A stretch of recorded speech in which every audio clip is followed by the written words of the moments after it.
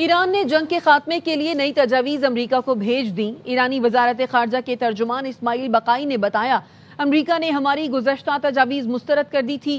پاکستان کے ذریعے واشنگٹن کی جانب سے ترمیمی نکات اور تحفظات پر مشتمل نئی دستاویز موصول ہوئی، ان کا جائزہ لیا گیا۔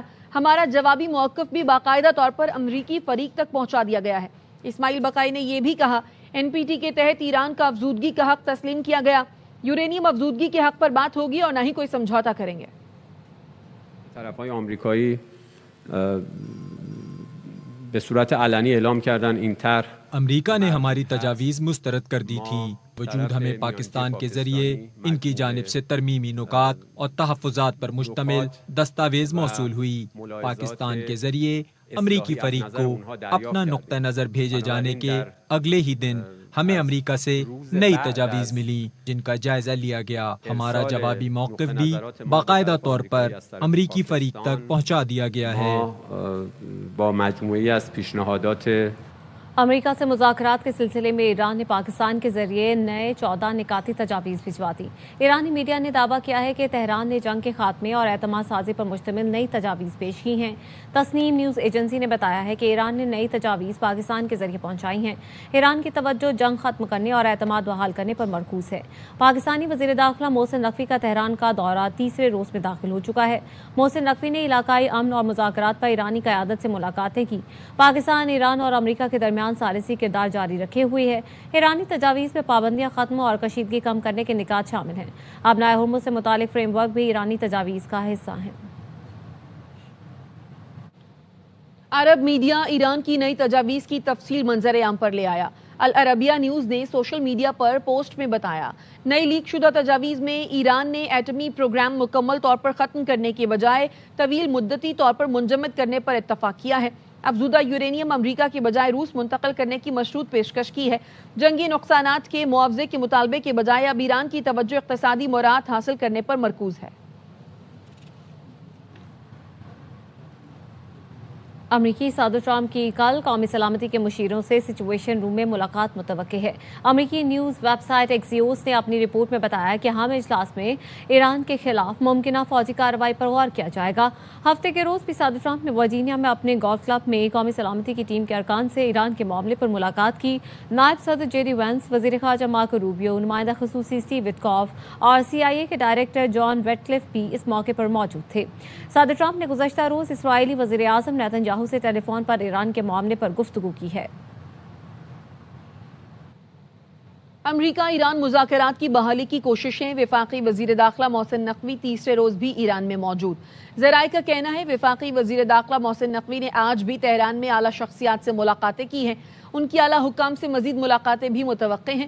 وزیر داخلہ محسن نقوی نے گزشتہ روز ایرانی صدر مسعود پزشکیان، اسپیکر باقر قالباف اور ایرانی ہم منصب سکندر مومنی سے ملاقات کی ہے۔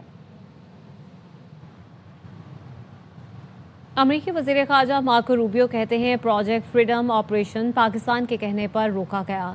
NBC نیوز کو انٹرویو میں مارکو روبیو نے بتایا کہ پاکستان نے کہا پروجیکٹ فریڈم روکنے سے معاہدہ ممکن ہے، سفارتکاری کو موقع دیں، اسی لیے پروجیکٹ فریڈم پر عمل روک دیا، لیکن اس کے باوجود ایران نے امریکی بیڑے پر حملے کیے۔ صدر ٹرمپ اب بھی چاہتے ہیں کہ مسئلے کا سفارتی حل نکالا جائے۔ Return, are we going to start bombing Iran again? The reason why Project Freedom stopped was at the request of Pakistan. And they said, the Pakistanis said, if you guys stop Project Freedom, we think we can get to a deal. And so in the interest of diplomacy, the president would prefer to have a diplomatic solution to this problem with Iran. We went ahead and agreed to stop it. By the way, we agreed to stop it. We had destroyers inside the Persian Gulf. We said, okay, we're going to stop. We're moving our destroyers out. They get fired upon by the Iranians. And that's the activity you saw last week. Iran نے آبنائے Hormuz کے معاملات سنبھالنے کے لیے نیا ادارہ قائم کر دیا۔ قومی سلامتی کونسل نے نئے ادارے کے قیام کا اعلان کیا۔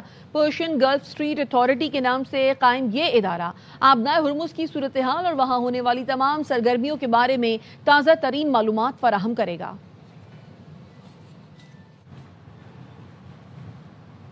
روس نے پھر ایران کے پرامن جوہری پروگرام کی حمایت کر دی۔ روسی وزیر خارجہ سرگئی لاروف نے کہا ایٹمی عدم پھیلاؤ کے معاہدے کا حصہ ہونے کے ناطے ایران کو پرامن مقاصد کے لیے یورینیم افزودہ کرنے کا پورا حق ہے۔